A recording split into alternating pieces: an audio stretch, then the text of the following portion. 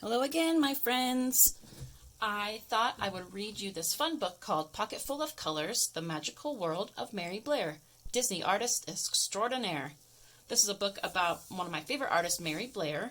She was a illustrator for Disney, and she helped inspire the very famous ride called It's a Small World. It's a very famous ride at Disneyland. So if you've ever been to Disneyland, you probably have rode on it.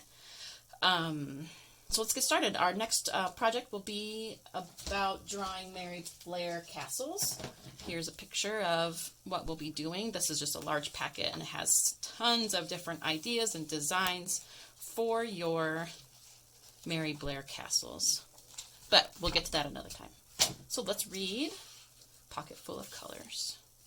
And then while you're listening to this, I want you to really pay attention to the shapes, the colors that she uses, and that'll be inspiration for your castle when we go to make it.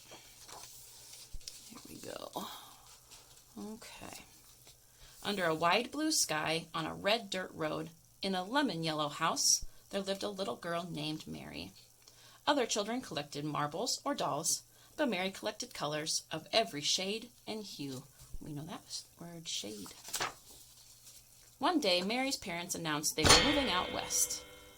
As she waved goodbye to the yellow house, Mary tucked her friend Lemon in her pocket. Mary would miss the happy home, but she had new colors to collect. Driving across the sun-bleached desert, Mary spied russet, taupe, and sienna. When she arrived in California, she glimpsed an azure ocean and found groves of golden fruit dripping from viridian trees. In the city, she discovered steel-gray buildings and mauve-tinted skies. Mary's opened her sketchbook. She mixed her paints. She would save these shades for just the right time.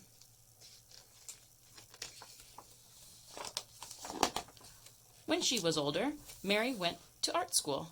She met Lee. She kept those colors in her heart. Together, Mary and Lee painted rainbows, but it was the Great Depression and people were poor. No one was buying rainbows, except one place. Mary landed a job at Walt Disney Studios, one of the first women ever to be hired. Finally, a place for her colors to run and dance and play as they pleased. There he is. I like his mustache.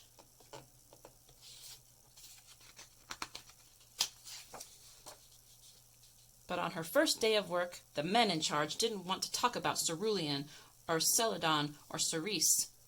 They were only interested in black and white. Mary was told to follow the rules. I don't think she likes that very much.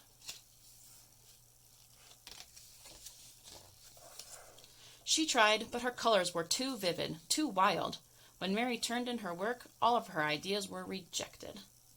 Twinkling emerald skies? The men turned them blue. Magenta horses that could fly? The men made them brown and put them in a stable. Peach giraffes with tangerine spots? Her bosses just shook their heads. They didn't know what to make of her art.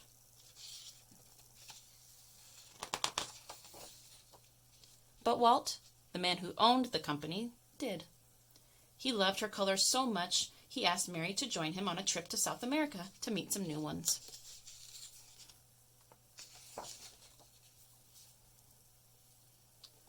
Mary delighted in all the colors of Brazil, Argentina, and Peru. She worked hard to capture the vibrant scenery. When it was time to go home, Mary's bags burst with fuchsia, teal, aquamarine, indigo, lime green, and banana yellow. After Mary returned to Disney, her concept art for the studio's upcoming films grew even more adventurous as she drew upon the eye-popping shades she observed in South America. Cinderella needed a teal pumpkin coach. The caterpillar in Alice in Wonderland could only be aquamarine, and the mermaids in Peter Pan simply had to be lime green.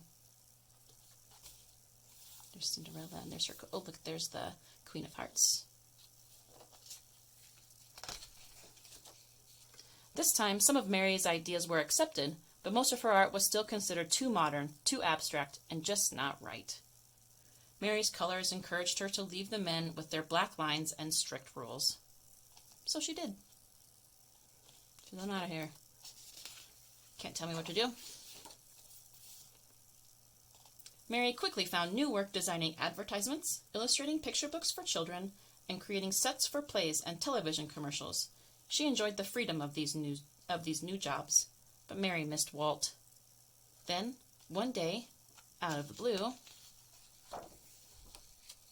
her phone rang. It was Walt. "Mary, I have a project for you. I need your wild and beautiful colors," his voice boomed. Walt explained his idea to build a magical ride that would teach people about cultures from all around the world.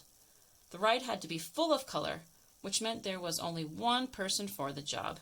"Mary, you know about colors I've never even heard of before." Mary smiled. Then she frowned as she remembered the rules in the lines and the men in charge who didn't understand her colors or her style of art. There was only one way to answer. "Yes," said Mary, but her yes came with a condition. This time, Mary wanted to be the one in charge.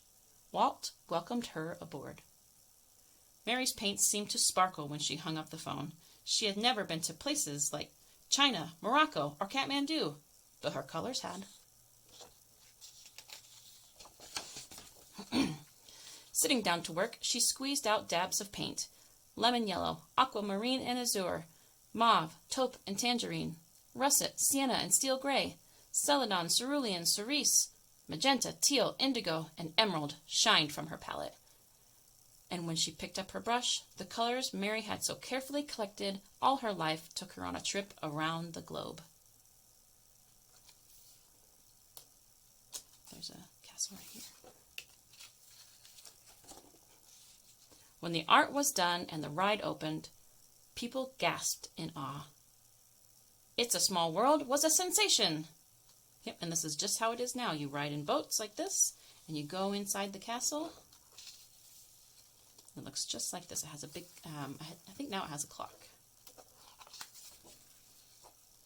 When it was Mary's turn to take a ride, she leaned back in the boat and let her colors wash over her. It was a world of laughter, a world of smiles, and color, color, color everywhere. This, at last, was Mary's world.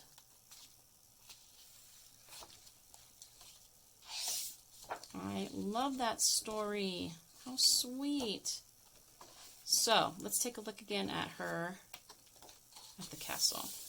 So you can see lots of squares and rectangles, triangles, but then they're kind of combined with some of these other free-form shapes. Like these look like flower petals, kind of some, I don't know what kind of shape that would be, like a half a circle, something like that. So keep this in mind for when we start our Mary Blair It's a Small World castle.